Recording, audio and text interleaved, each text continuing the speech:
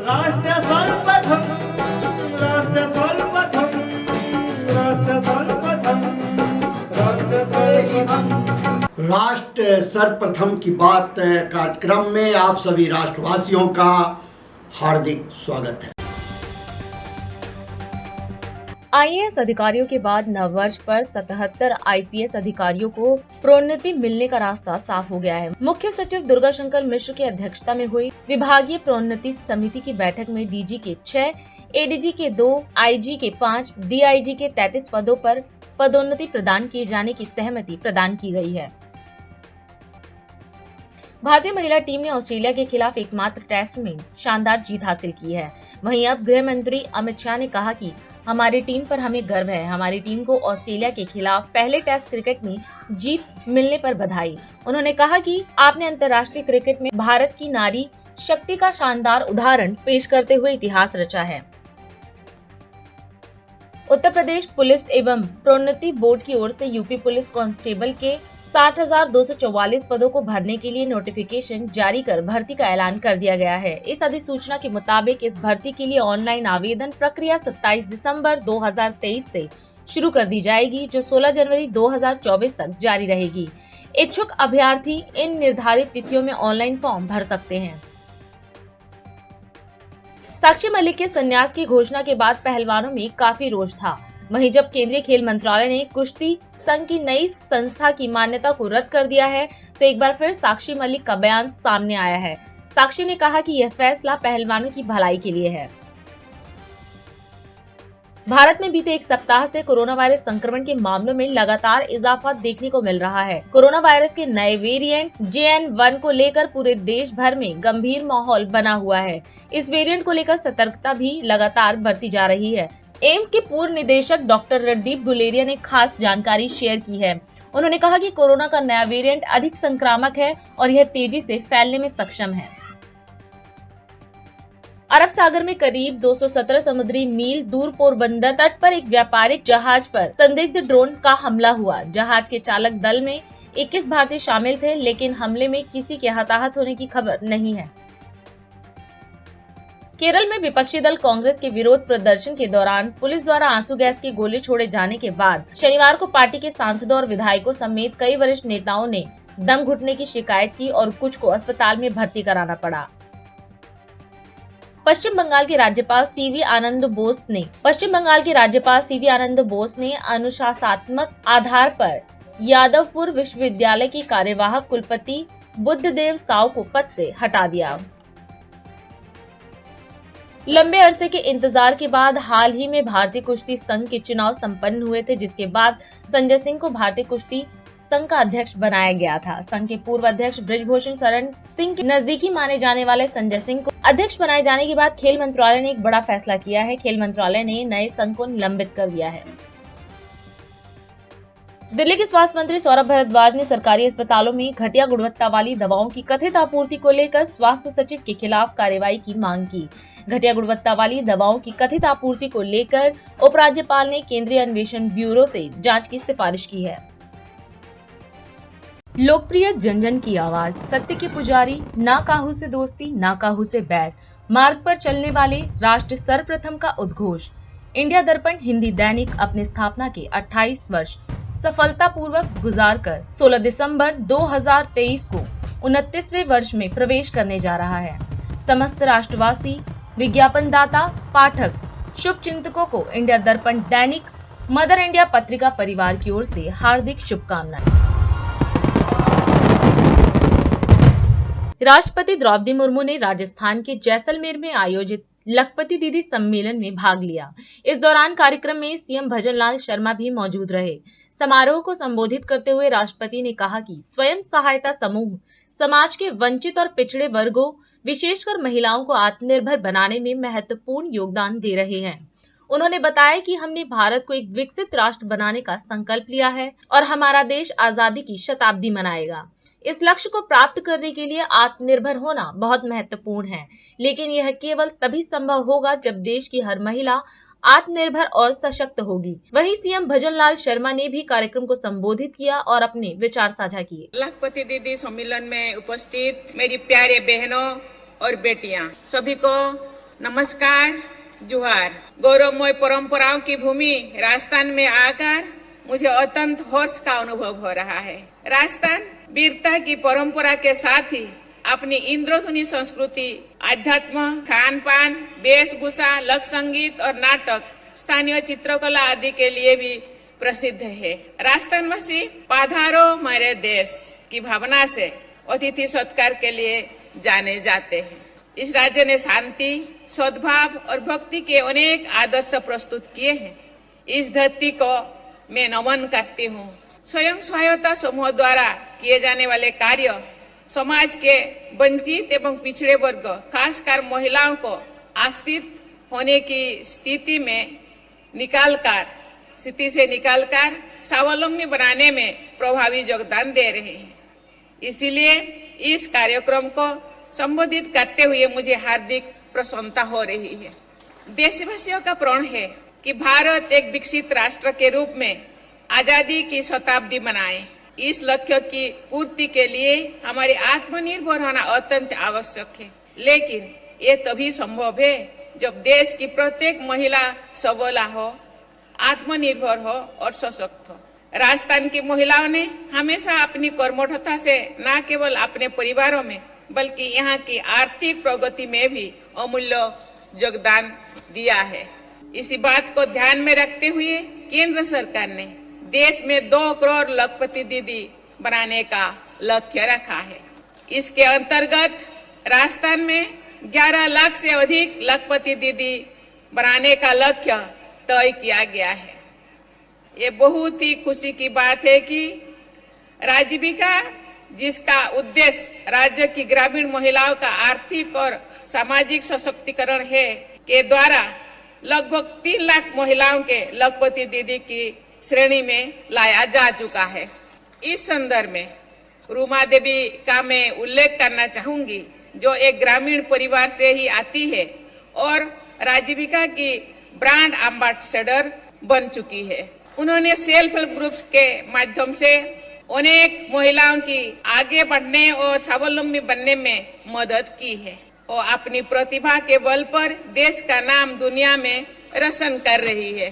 देवियों और स्वजनों, महिला सशक्तिकरण अपने आप में महत्वपूर्ण है। महिला सशक्तिकरण और महिलाओं की वर्कफोर्स में समान भागीदारी सामाजिक और आर्थिक प्रगति में भी अहम योगदान देती है। कोई भी देश अपने 50% आबादी की अपेक्षा करके आगे नहीं बढ़ सकती है।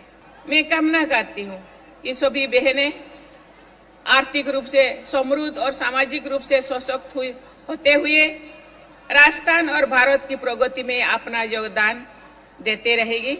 इसी के साथ ही मैं पुनः आप सभी को बहुत बहुत धन्यवाद दे करके मैं अपनी वाणी को विराम देती हूँ। जय हिंद, जय भारत। मैं माननीय राष्ट्रपति महोदय जी का बहुत बहुत स्वागत और अभिनंदन। ये शौर्य की धरती, ये सीमावर्ती वो इलाका है जहाँ इन्होंने हमेशा इतिहास बनाने का काम किया है और जिस तरह से हमारे देश के यशस्वी प्रधानमंत्री नरेंद्र मोदी जी हमेशा महिला सशक्तिकरण, महिलाओं के कल्याण के लिए, गरीब कल्याण के लिए जो काम करते हैं, हमारी ये राजस्थान की सरकार महिला सशक्तिकरण के लिए, महिला कल्याण के लिए कृत संकल्प है। और मैं कहना चाहता हूं कि हमारे प्रधानमंत्री जी के नेतृत्व में जिस तरह से महिला समृद्धि के कार्यक्रम हुए हैं, क्योंकि पता है अगर महिला समृद्ध होंगी तो हमारा देश समृद्ध होगा, हमारा प्रदेश समृद्ध होगा।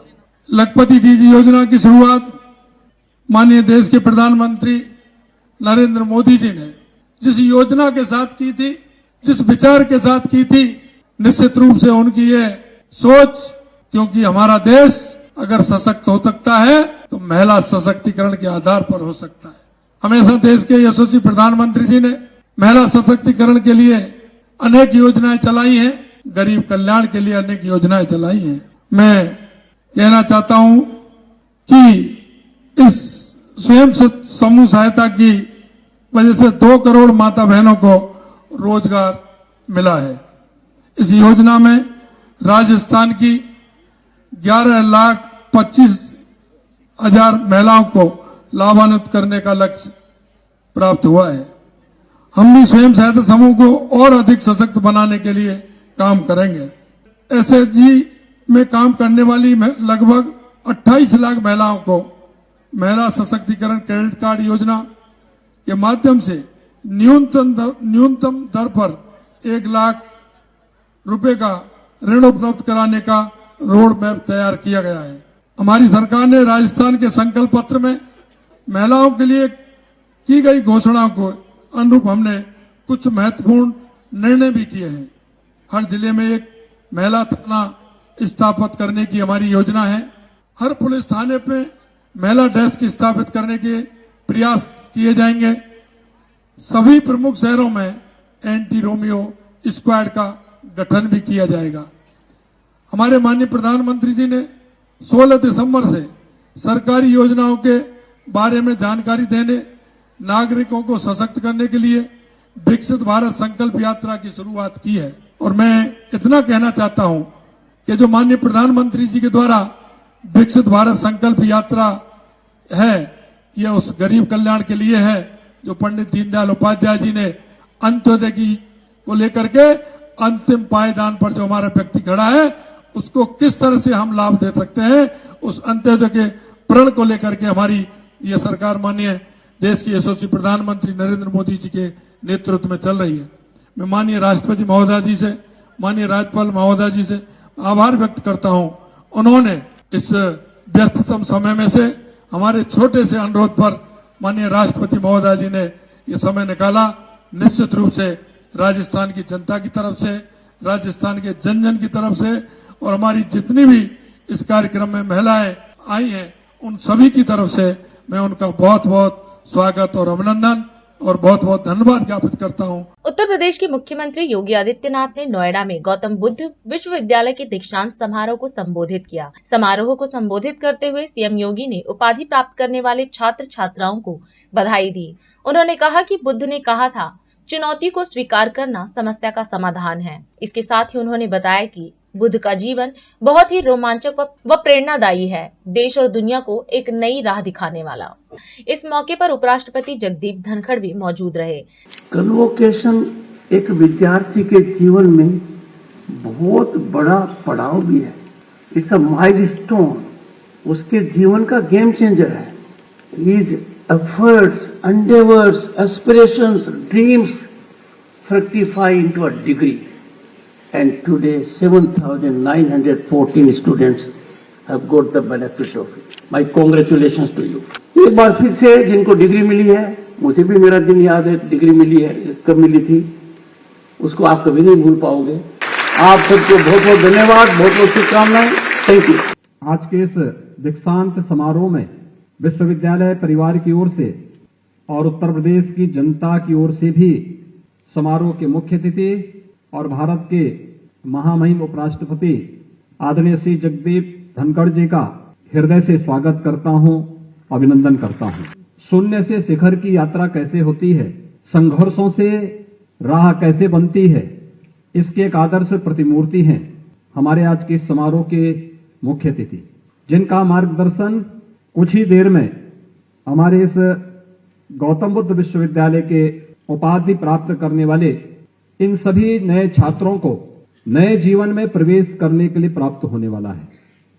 इस अवसर पर उपाधि प्राप्त करने वाले विश्वविद्यालय के सभी 7,900 से अधिक छात्र छात्राओं को भी मैं हृदय से बधाई देता हूं और उन सबके उज्जवल एवं मंगलमय भविष्य की कामना करता हूं। विश्वविद्यालय का नामकरण गौतम बुद्ध के नाम पर हुआ है।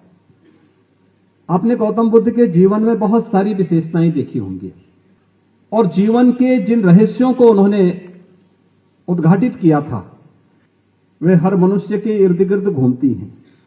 बुद्ध ने कहा था, समस्या है, यानी पहले हमने उसको स्वीकार करना है, चुनौती को स्वीकार करना है। समस्या का समाधान भी है। आपने जो समस्या को स्वीकार किया तो उसके समाधान का रास्ता भी आपको तलाशना पड़ेगा और समाधान है तो उसका निवारण भी है। अक्सर होता क्या है, हम समस्या को ही स्वीकार नहीं करना चाहते। हमारी विफलता का रहस्य कहां छुपा है, जब हम समस्या से मुंह मोड़ते हैं, उससे भागने का प्रयास करते हैं, उसको जब स्वीकार ही नहीं करते, तो सबसे पहले समस्या को स्वीकार करना और हर समस्या का समाधान करने के लिए एक राह भी होती है, उस राह को चुनना, समाधान का रास्ता। और याद रखना, हर रास्ते मंजिल तक ही पहुंचते हैं, बशर्ते हम स्वयं हिम्मत न हारें। तो समस्या का समाधान भी है और मंजिल में पहुंच गए तो उसका निवारण भी है। बुद्ध का यह जीवन हम सब के लिए, चाहे वह छात्र हो, चाहे वह शिक्षक हो, चाहे वह उद्यमी हो, चाहे वह जीवन के किसी भी क्षेत्र में है, उन सबके जीवन में बराबर घटित होता है। लेकिन उस राह को कोई उपयोग नहीं करना चाहता। बुद्ध का जीवन अपने आप में बहुत रोमांचक है, प्रेरणादायी है, देश और दुनिया को एक नई राह दिखाने वाला है। हमने उसे किस रूप में स्वीकार किया, ये हम पे निर्भर करता है। मुझे प्रसन्नता है कि यहां पे 8 छात्रों को गोल्ड मेडल प्राप्त हुए हैं और तमाम वे छात्र भी यहां पर हैं जो हमारे मित्र देशों से जुड़े हुए उन देशों से हैं जिन्होंने बुद्ध को आत्मसात किया है, बुद्ध को अपने जीवन में आत्मसात किया है। थाईलैंड, लाओस, म्यांमार और भी अन्य देश हैं जो लोग बुद्ध के जीवन से बहुत कुछ प्रेरणा प्राप्त करते हैं और उन्होंने दुनिया के अंदर अपने जज्बे से, अपने संघर्ष से, अपनी कृतज्ञता के भाव से बुद्ध के प्रति अपनी आस्था को व्यक्त करते हुए, अपनी कृतज्ञता को व्यक्त करते हुए इनोवेशन में, रिसर्च एंड डेवलपमेंट में एक नई मंजिल हासिल की है, दुनिया को एक नई राह दिखाने का काम किया है। और इस अवसर पर इतने बड़ी संख्या में छात्र हैं, ये नई संभावनाओं को आपको आगे बढ़ने के लिए एक नई प्रेरणा भी देती है। मैं इस अवसर पर एक बार फिर से उपाधि प्राप्त करने वाले आप सभी छात्र छात्राओं को हृदय से बधाई देता हूं, उनके परिवार के सभी अभिभावकों को भी हृदय से बधाई देते हुए आप सबके उज्जवल और मंगलमय भविष्य की कामना करता हूं। जय हिंद। अभी समय है एक ब्रेक का, हम चलते हैं ब्रेक पर, आप कहीं जाए नहीं, छोटा सा break. Powered by Kamal Buildtech Private Limited, fulfilling promises. With our professional team and experience of delivering projects, in past we guarantee you peace of mind and top quality work in an affordable price. लोकप्रिय जन जन की आवाज, सत्य के पुजारी, ना काहू से दोस्ती ना काहू से बैर, मार्ग पर चलने वाले, राष्ट्र सर्वप्रथम का उद्घोष। इंडिया दर्पण हिंदी दैनिक अपने स्थापना के 28 वर्ष सफलतापूर्वक गुजारकर 16 दिसंबर 2023 को 29वें वर्ष में प्रवेश करने जा रहा है। समस्त राष्ट्रवासी, विज्ञापनदाता, पाठक, शुभ चिंतकों को इंडिया दर्पण दैनिक मदर इंडिया पत्रिका परिवार की ओर से हार्दिक शुभकामनाएं। और अधिक खबरों के लिए आप हमारे YouTube चैनल दैनिक इंडिया दर्पण को अभी सब्सक्राइब करें और नोटिफिकेशन के लिए बेल आइकन को प्रेस करना ना भूलें। राष्ट्र सर्वप्रथम की बात कार्यक्रम में ब्रेक के बाद एक बार फिर आप सभी राष्ट्रवासियों का स्वागत। आज देहरादून में भारतीय जनता युवा मोर्चा द्वारा आयोजित विशाल युवा पद यात्रा मोदी है ना का आयोजन किया गया। इस अवसर पर मुख्यमंत्री पुष्कर सिंह धामी ने भी पद यात्रा में प्रतिभाग कर जनता को संबोधित किया। इस दौरान सीएम ने कहा कि पीएम मोदी के नेतृत्व व मार्गदर्शन में देवभूमि उत्तराखंड का सर्वांगीण एवं सर्वस्पर्शी विकास हो रहा है। युवा शक्ति को अनेक क्षेत्रों में रोजगार के अवसर प्राप्त हो रहे हैं, वहीं मातृ शक्ति भी आज विभिन्न योजनाओं के माध्यम से सशक्त हो रही है। मोदी है ना इस कार्यक्रम के शुभ अवसर पर विशाल पद यात्रा, युवा पद यात्रा, जिसमें जितनी संख्या इसके अंदर है इससे कम से कम 10 गुना ज्यादा लोग इस मैदान के बाहर हैं। मैं सबसे पहले तो हमारे राज्य की स्थापना, जिनके प्रधानमंत्री रहते हुए हमारा राज्य आज से 23 साल पहले बना था, भारत रत्न परम श्रद्धेय अटल बिहारी वाजपेयी जी को भी नमन करना चाहता हूं कि उससे ठीक एक दिन पहले, उनका कल जन्म दिवस है, उसके जन्म दिवस से एक दिन पहले भारतीय जनता पार्टी युवा मोर्चा के तत्वाधान में विशाल पदयात्रा का आयोजन किया गया है। मैं श्रद्धेय अटल बिहारी वाजपेयी जी का नमन करना चाहता हूं कि उन्होंने राज्य बनाया और हमारे देश के यशस्वी प्रधानमंत्री आदरणीय मोदी जी के नेतृत्व में हमारे प्रदेश को संवारने का और आगे बढ़ाने का काम उनके नेतृत्व और मार्गदर्शन में लगातार आगे हो रहा है। भाइयों बहनों, अटल बिहारी वाजपेयी जी ने जिस संकल्प के साथ ये राज्य बनाया था, उस संकल्प की पूर्ति के लिए हम निरंतर काम कर रहे हैं और मोदी जी के नेतृत्व और उनके मार्गदर्शन में पिछले अगर हम 9 सालों की 10 सालों की बात करें, उत्तराखंड के अंदर जितनी योजनाओं को स्वीकृति भारत सरकार ने दी है वो भूतो न भविष्य की जो पहले कभी नहीं हुआ। 1.5 लाख करोड़ से भी ज्यादा की योजनाओं को उत्तराखंड के अंदर स्वीकृति मिली है। भाइयों बहनों, आज उत्तराखंड का अगर कोई भी कोना देखेंगे तो चारों तरफ सड़कों का जाल बिछ गया है, चाहे 4 धाम ऑल वेदर सड़कें हो या अभी कुछ ही दिनों के बाद दिल्ली से देहरादून को जोड़ने वाला एक्सप्रेस हाईवे हो, ये बनकर तैयार हो रहा है। उसके बनने के बाद उत्तराखंड की तकदीर और इसका पूरा देखने का जो नजारा है वो अलग होने वाला है। भाइयों बहनों, दिल्ली से देहरादून की दूरी मात्र 2 से 2.5 घंटे की होने वाली है। आप सोचिए कि दिल्ली का एनसीआर का एक हिस्सा हमारा ये देहरादून भी हो जाएगा। भाइयों बहनों, मोदी जी ने जो भी सार्वजनिक मंचों से आकर उत्तराखंड के अंदर जितनी बातें उन्होंने कही हैं वो सारी बातें उन्होंने पूरी की हैं और आज हमारे प्रधानमंत्री मोदी जी के नेतृत्व में भारत विश्व गुरु बनने की ओर अग्रसर है, विश्व गुरु बन रहा है। ये देवभूमि के साथ साथ वीर भूमि भी है। भाइयों बहनों, क्योंकि आज मोदी जी के नेतृत्व में 22 जनवरी को भगवान रामलला उसी अयोध्या में विराजमान होने वाले हैं, जिनके बारे में हम कहते थे रामलला हम आएंगे। तो राम मंदिर निर्माण का सपना सच होने जा रहा है, क्योंकि मोदी है ना। बाबा विश्वनाथ का कॉरिडोर, उसका पुनर्निर्माण और नवनिर्माण, भव्य काशी और दिव्य काशी बनाने का काम हमारे प्रधानमंत्री मोदी जी के नेतृत्व में हुआ है। हम कह सकते हैं कि मोदी है ना। उज्जैन में महाकाल कॉरिडोर बनाने का काम संपन्न हुआ, पूरे भारत को समर्पित हुआ, क्योंकि मोदी है ना।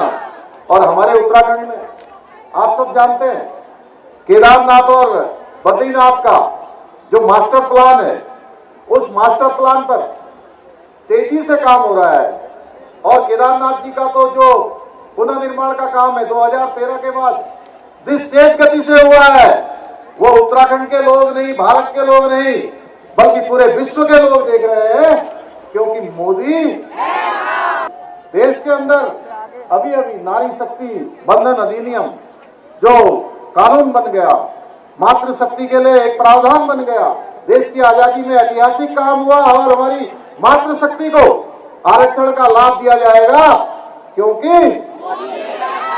मैं एक बार फिर से आप सभी को बहुत शुभकामनाएं देते हुए कि आपने जो ये संकल्प आज शुरू किया, जो पद यात्रा शुरू की है, ये पद यात्रा यहीं रुकनी नहीं चाहिए। केवल देहरादून महानगर तक इसको सीमित नहीं होना है, इसको समाज के अंतिम छोर में खड़े हुए व्यक्ति तक पहुंचना है। जितने काम प्रधानमंत्री जी ने किए हैं, जो प्रयास राज्य की सरकार कर रही है, उसको जन जन तक ले जाकर आप लोगों ने लोगों को बताना है, लोगों को आगे लाना है। और 2024 में जो सबसे बड़ी विक्ट्री है, 2 चुनाव से बड़ी विक्ट्री को जो है हम लोगों ने केंद्र को देना है, माननीय प्रधानमंत्री जी को मोदी बनाने के लिए अपना योगदान देना है। हरियाणा में विशाल अन्नदाता सम्मेलन का आयोजन किया गया। इस अवसर पर मुख्यमंत्री मनोहर लाल खट्टर ने कार्यक्रम में प्रतिभाग किया। इसके साथ ही विकास परियोजनाओं का शिलान्यास व एक परियोजना का उद्घाटन कर इलाके के लोगों को सौगात दी।